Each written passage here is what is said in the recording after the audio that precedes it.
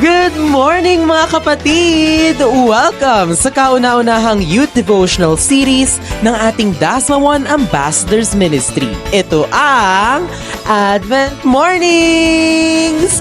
Magandang umaga po sa ating lahat! Na-miss niyo po ba kami mga kapatid? Bagamat hindi niyo man kami napanood last Sunday, kami po ay nagbabalik para sa isang espesyal na episode dahil mga kapatid, it's the 10 days of prayer dito sa ating iglesia. Kaya naman po, saktong-sakto ang tema ng ating programa ngayong araw.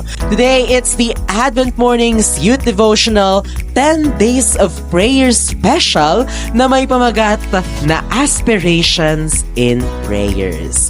And for that, may makakasama po tayong special guest at mga kapatid, kilalang kilala po natin siya at kilalang kilala po siya ng nakararami dahil siya po ang current Vice President ng Dasma One Young Adults Ministry, gayon din na namumuno sa Media and Communications ng Area 1 Youth of Seventh-day Adventist. Ang bagong architect ng ating distrito, walang iba kung hindi si Architect Brother Jared Mendoza. Ayan, palakpakan naman po natin si Brother Jared Mendoza. Ay, Architect Jared Mendoza. Ang haba ng pagpapakilala mo sa akin, ha? Good morning po, Good Kuya morning Jared. po sa ating mga taga-subaybay at nawa ay maranasan ninyo ang pagpapala ng Panginoon ngayong araw na ito. Yes, tayo po ay patuloy na napapanood sa Facebook page ng Dasmariñas One Adventist Youth Ministries, gayon din po sa YouTube at sa TikTok. So, Kuya Jared, dahil ang topic natin ngayon ay Aspirations in Prayers, naranasan mo na bang mangarap para sa isang bagay at manalangin para dito, pero hindi ito nangyari or hindi ito natupad? Napakagandang katanungan niyo, no, Brother Jan? Talagang bilang tao, marami tayong hinihiling sa Panginoon, di ba, na panalangin. At personally, marami akong naranasan or marami akong panalangin sa Panginoon na parang tila ba hindi na ririnig ng Panginoon o hindi pinapakinggan ng Panginoon. So, napakaganda na mapag-usapan natin yan mamaya, no? At marahil, yung ating mga manonood ng mga kabataan ngayon, at hindi lang kabataan, maging yung mga magulang, minsan nararanasan natin to na nagpe-pray tayo pero tila ba hindi pinapakinggan o hindi nangyayari yung ating pinapanalangin. So katulad nga ng binanggit mo, no, Brother Jared, ito ay isang karaniwang karanasan para sa marami sa atin. Nagbubuhos tayo ng ating puso sa panalangin at umaasang magkaroon ng tiyak na resulta. Pero natatagpuan natin ang pagkadismaya kapag ang mga bagay ay hindi nangyayari ayon sa ating mga plano.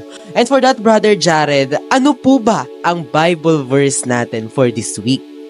So ang ating Bible verse ngayon, mga kapatid, ay makikita po sa Psalms 37 verse 4. Ito po ang pagkakasabi: pakisusugan mo ang Panginoon at Kanya'y ipagkakaloob ang iyong mga nasa puso.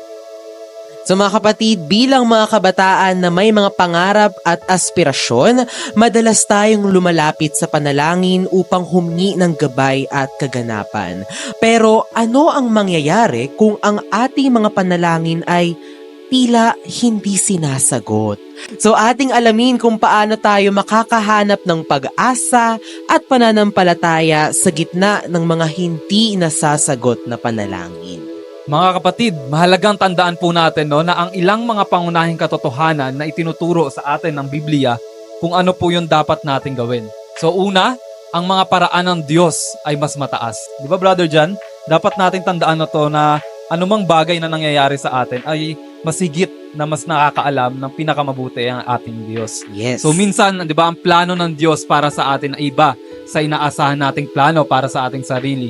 Ang kanyang perspective ay lampas sa ating pangunawa at siya yung mas nakakakita ng mas malaking larawan ng ating buhay. Kaya dapat nating pagtiwalaan yung kanyang karunungan kahit na tila ba hindi sinasagot po yung ating mga panalangin, ay isang gawa ito ng pananampalataya.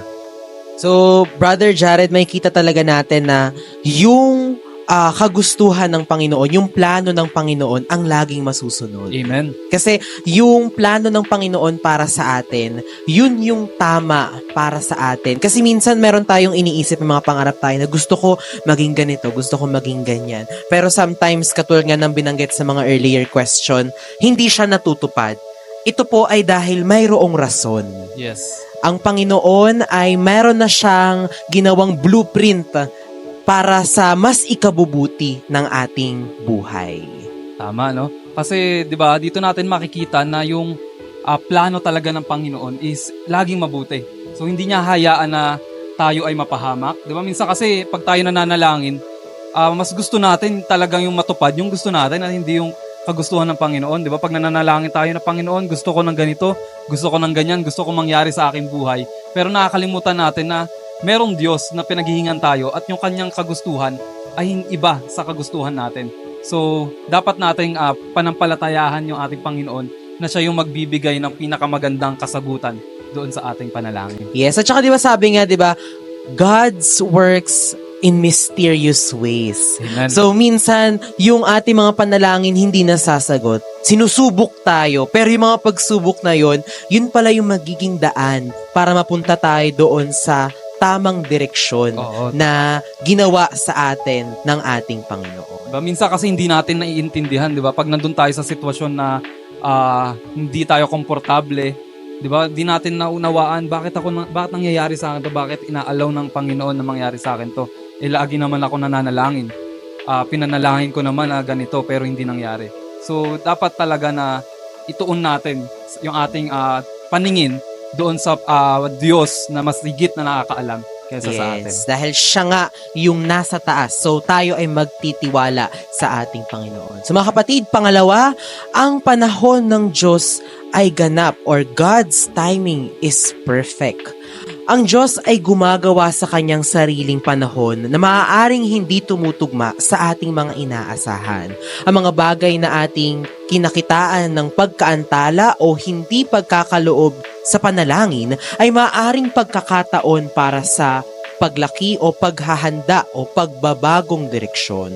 Ang pagtitiwala sa panahon ng Diyos ay nangangailangan ng pasensya at patuloy na pananalig sa Panginoon. So, katulad nga nung binanggit dyan sa pangalawa, God's timing is perfect. Parang may ikakwento ka dapat dito ngayon, Brother Jared, kasi nito mga previews dito sa ating iglesia, may mga storya ka patungkol sa yung journey sa licensure mo sa pagiging arkitekto. So, may we hear your story, no, Brother Jared? Siguro maikli lang no, na istorya. So, ako, mga kapatid, kung di nyo po nalaman, ako po ay nag-take last January for the licensure exam sa akin pong kurso. At bago po yun, ang unang take ko po is last June. Pero hindi po ako nakapasa doon sa una kong take.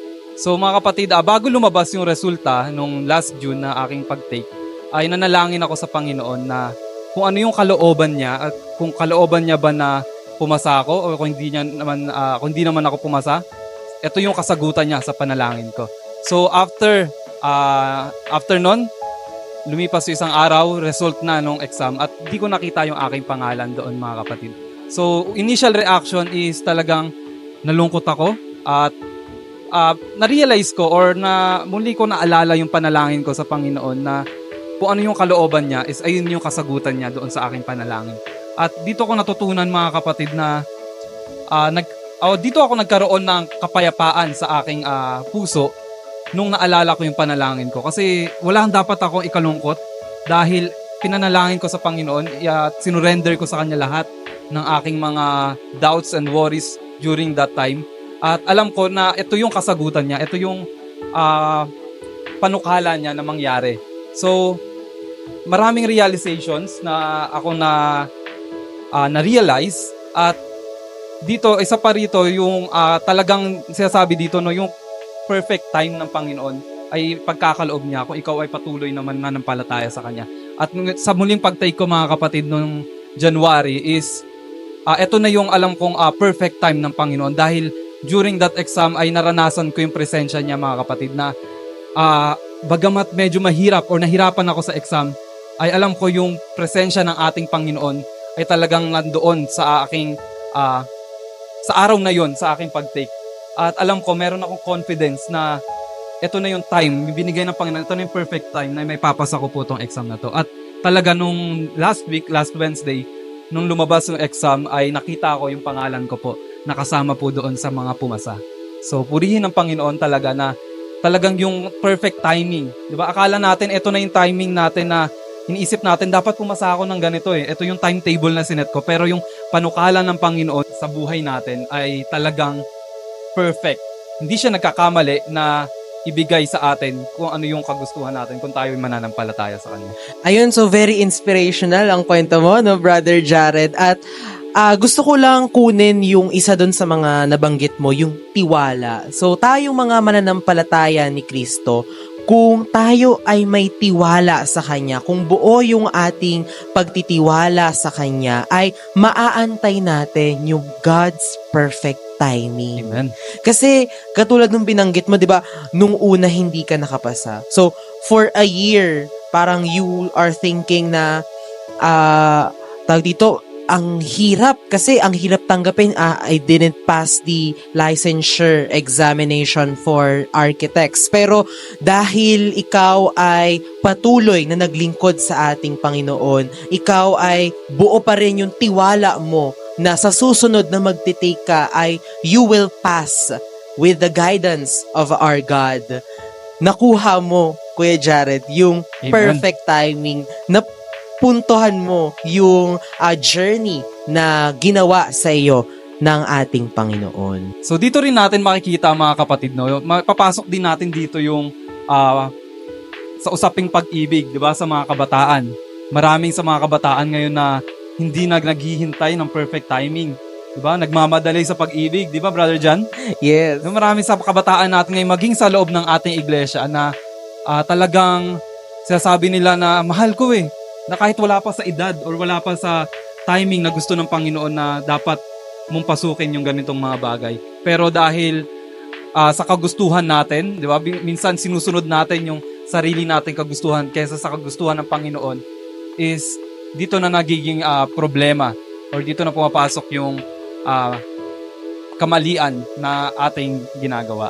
Kaya sana sa ating mga kapatid na sumusubaybay sa atin, no, kailangan buo yung tiwala natin sa ating Panginoon. At habang inaantay natin yung God's perfect timing for us, ay patuloy natin siyang paglilingkuran, mga kapatid. So para po sa ating panghuling katotohanan na nais ibahagi ngayon is nakikinig at sumasagot ang Diyos sa bawat panalangin. So kahit na tila ba hindi sinasagot ang ating mga panalangin, ay naririnig ng Diyos ang bawat salita ng ating binibigkas. So yung kanyang katahimikan ay hindi po nangangahulugan na tayo ay kanyang iniwanan or wala siyang pakialam, kundi ito po ay isang paanyaya upang mas lumalim pa yung ating pagtitiwala sa ating Panginoon. So patuloy tayong manalangin at patuloy na maghanap at patuloy na magtiwala sa ating Panginoon na siya ang gumagawa kahit hindi natin ito nakikita. Yes. So talaga dito, Brother Jared, yung faith, yung mangingibabaw. Kasi maraming bumabanggit, diba? Nasaan si Kristo sa panahon na kailangan ko siya? May mga sinasabi pa nga sa Facebook, patay ang Diyos.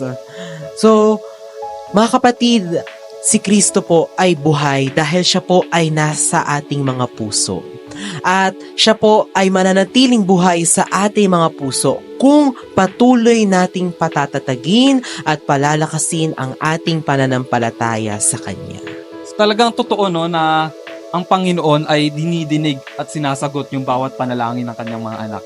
So meron tayong confidence na anuman yung hilingin natin sa Panginoon, mga kapatid, mga kabataan, ay talagang ang Panginoon ay gagawa at sasagot sa kanyang tamang panahon o sa kanyang way, na dahil alam niya yung pinakamabuti para sa atin. Kaya mga kapatid, ay pagkatiwalaan natin ang ating Panginoon na siya ay dirinig at didinig ng ating mga panalangin. Sabi nga sa 1 John 5 verse 14 to 15, ito yung isa sa mga favorite verse ko eh. Ito yung verse ko nung ako yung nagre-review, Bible verse na patuloy ko o lagi kong binabasa. Sabi rito ay, "This is the confidence we have in approaching God, that if we ask anything according to His will, He hears us, and if we know that He hears us, whatever we ask, we know that we have what we ask of Him.